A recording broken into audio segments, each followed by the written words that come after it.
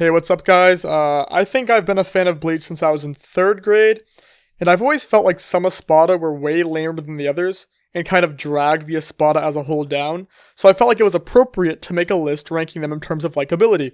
So, with number 10, we have Yami Largo, who is also the 10th Espada. I think Kubo introduced him alongside the much cooler Ulquiorra and realized his mistake after it was too late. Yami is by far the most arrogant out of all the Espada, with absolutely nothing to back it up. He is grossly overconfident in his abilities, but still relies on Ulquiorra to give him orders because he knows, deep down, he is a useless knucklehead who cannot think for himself. If you're watching this for some reason and haven't seen Bleach, just think of the Ornstein and Smo boss fight dynamic, where Ornstein is Ulquiorra and Smo is Yami.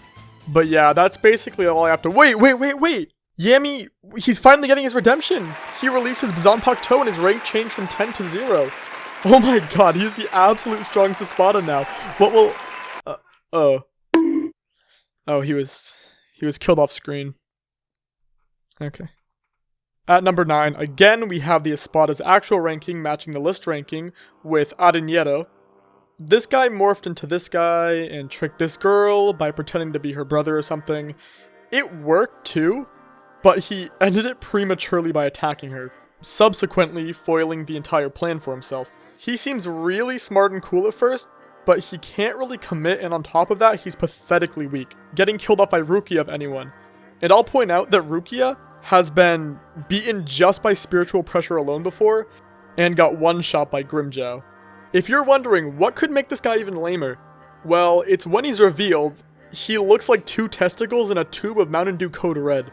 And on top of that, when he's dying and in this form, one of the testicles is screaming for help while the other is cursing Rukia. It's the lamest way to go out, besides, of course, dying off screen. At number 8, we have the first mix-up, barely. We have the 7th Espada, Zamari. You know those kids in school who would always try to act really calm, mysterious, and intellectual, but was actually just the kid everyone thought was annoying for clearly not being calm, mysterious, or intellectual? What'd you do with Kairi? She's part of the darkness now. She doesn't need the light. You're a nobody!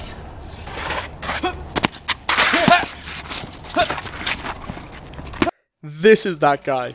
He introduces himself by being all zen and stuff, but progressively becomes more agitated when he can't lay a hit on the actual calm, mysterious, and intellectual guy he's fighting. It gets to a point where he seems to nearly be crying out of frustration like a toddler being told the word no. His dying words are screaming, "Banzai! Banzai! Banzai! Aizen-sama! Aizen-sama! Banzai!" Which makes him look totally foolish in beta by screaming the name of the man who forced him here in the first place. Here at number 7 is the 8th Espada, Zealaporo Grands. He's the cooler version of Zamari. Let me explain why. See, Zamari attempted to cover up his true personality by meditating, presumably to hope people would walk by and notice how cool he is, and by saying some pseudo-intellectual stuff every chance he got. Zealaporo, on the other hand, does not give a damn. He is openly sadistic and flamboyant, flaunting his true colors. He makes clones of his enemies and changes their appearance to fit his true standard of beauty, which is a very base thing to do. This is your average mad scientist character with a bit more spice added to him. Kinda a bitch though, and definitely not as cool as the rest. He's also not very likable in the grand scheme of things, because of just how loud and annoying he can be at times. At number 6 we have the 5th Espada, Noitura Gilga. This guy is pretty much average in most aspects. He's probably the biggest jerk out of all of the Espada, but maybe he's tied with Zealaporo. One of his defining characteristics is that he doesn't respect women, I guess, referring to Orihime as Pet-sama, and generally being very abusive towards Nell. That's pretty much his whole ambition, is to just surpass Nell, and he kind of abuses her all the time. He hates her. He is a warrior at heart though, and he doesn't rely on cheap tricks like some other Espada on this list. He will actually fight proudly until he is defeated. He can be pretty annoying though, often complaining and becoming aggravated during his fights when he's not winning. I partially have him this high on the list just because of how cool he looks. His ranking is placed on his tongue, which is quite possibly the coolest spot to have it on. Not much more to say about this guy other than that though. Pretty bland, but not dislikable like some of the other Espada lower on this list.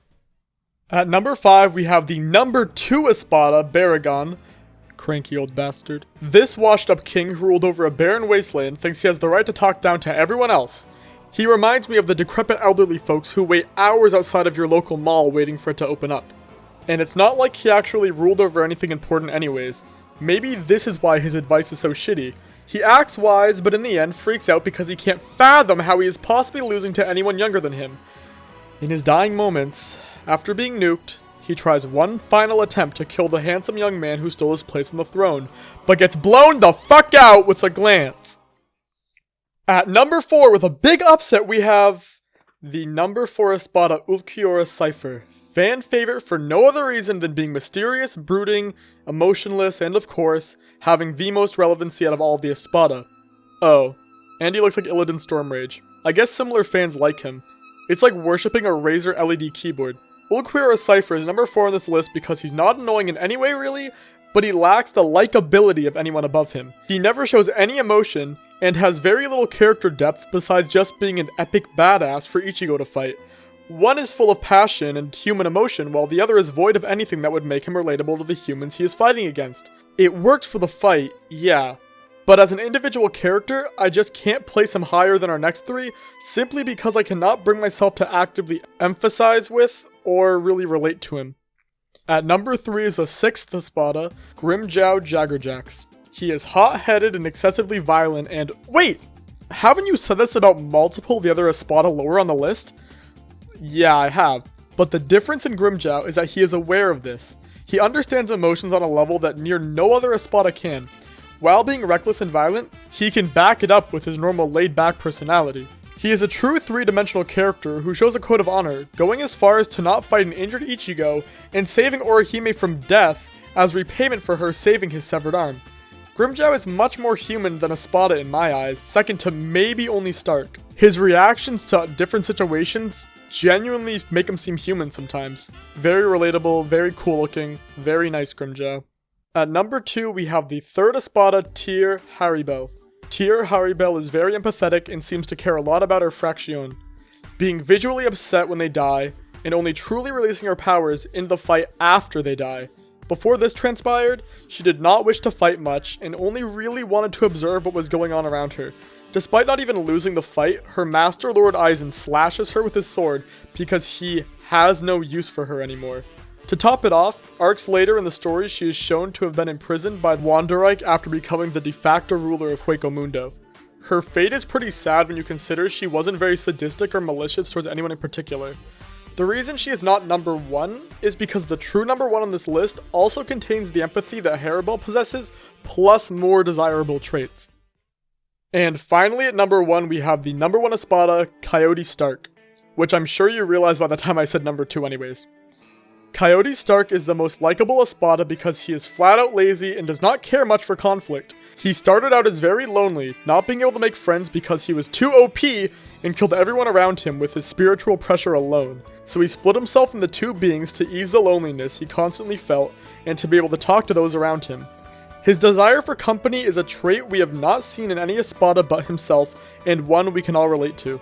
After he found people to be around, he just proceeded to sleep all day because he is lazy and has no ambitions, which I'm sure more of us can relate to as well. When forced to fight in Karakura Town, he even allows 2 of the Vizards to flee so he wouldn't have to kill them, which is very uncharacteristic for Espadas, seeing as how most of them kill without any remorse. This is him showing empathy in his own way, which combined with the fact that he has a desire for friendship, make him feel all the more human and relatable.